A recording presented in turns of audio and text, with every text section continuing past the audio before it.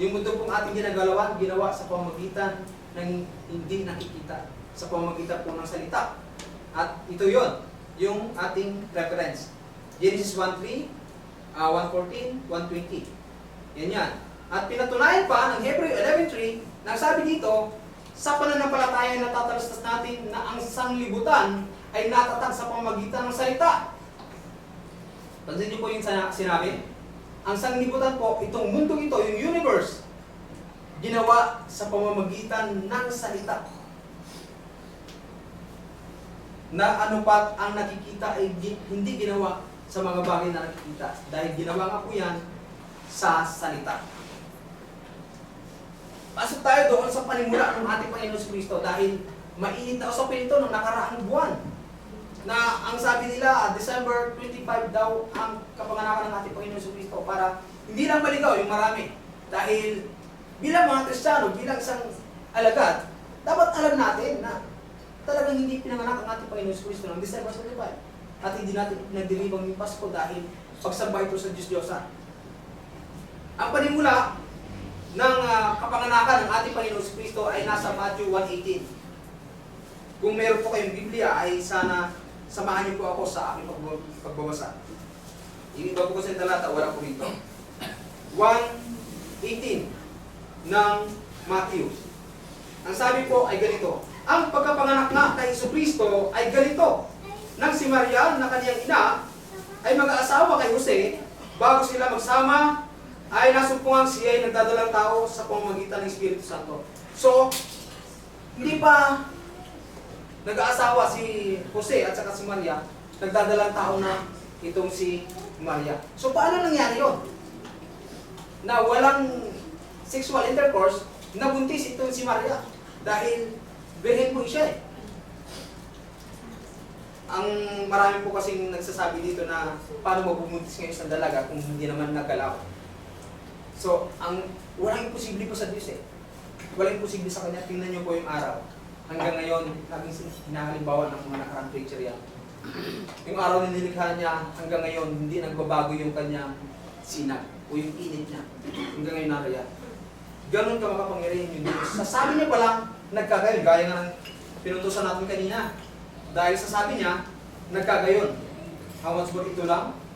Itong isang bagay lang na ito na hindi kayang gawin ng Diyos. Ito yung panimula ng ating Panginoon Kristo. At ang sabi po kasi ng ibang mga sekta dito, 3 hari daw ang pumunta sa ating Panginoon Kristo nung siya ay ipanganak. Ano po? Ang sabi ng Matthew chapter 2 verse 1, nang ipanganak nga si Jesus sa Bethlehem, doon sa mga kabataan na nakasama ko doon sa Bible Vacation, ito yung talata kung saan pinanganak ang ating Panginoon Kristo. Sana simulan nyo yung pagbabasa ng Biblia dahil marami tayong matututunan at pwede nating magamit sa araw-araw. Ano po? Ang sabi rito, muli kong babasahin, Matthew 2 verse 1, nang ipanganak na si Jesus sa Bethlehem ng Judea sa mga kaarawan ng hari si Herodes. Narito ang mga pantas. So hindi po pala hari, dahil mayroong kanta sa ibang sekta na may 3 hari nagsidalaw. So, mali yun. Pwede tayong iligaw ng sanlibutan ito kung hindi tayo magsaliksik ng banal na kasulatan. Ang sabi sa Matthew, ito yung patunay na hindi siya hari. 3 pantas.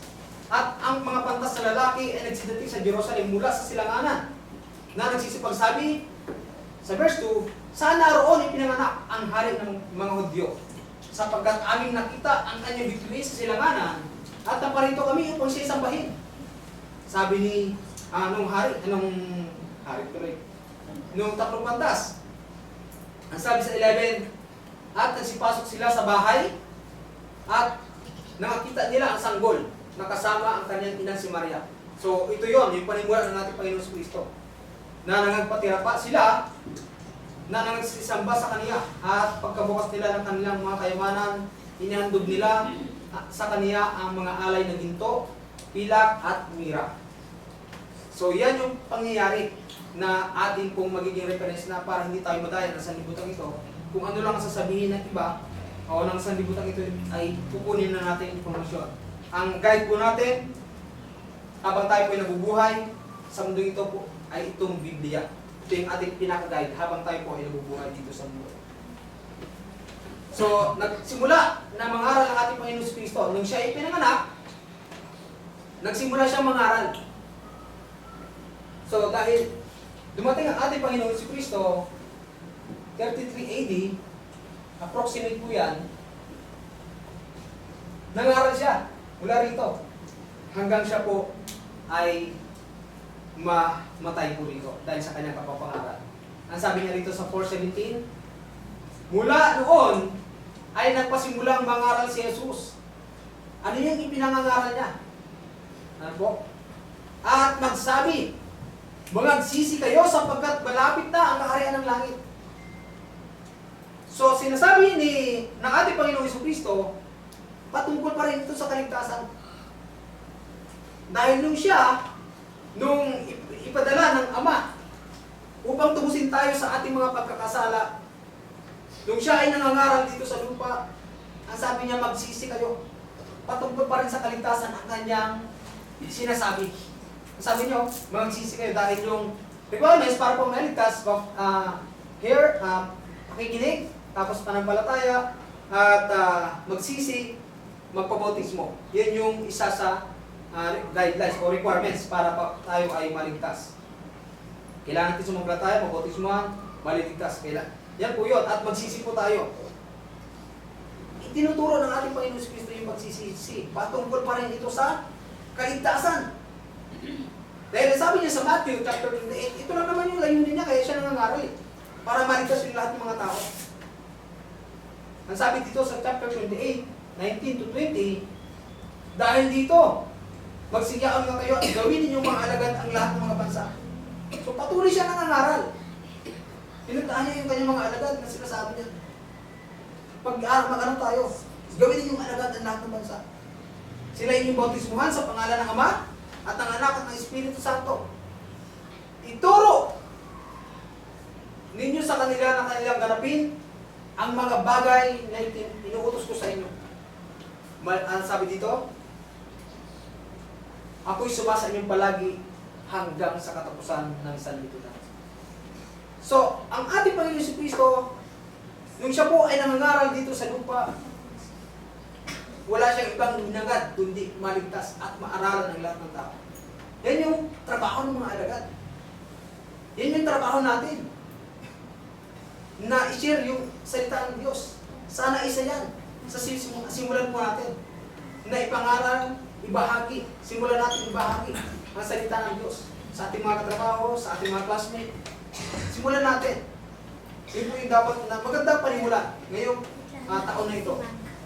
Dahil ang patunay niyan na gustong ma-save ang lahat ng mga tao, ito yung talata nasa chapter 1, chapter 2 ng 1 Timothy, verse 4.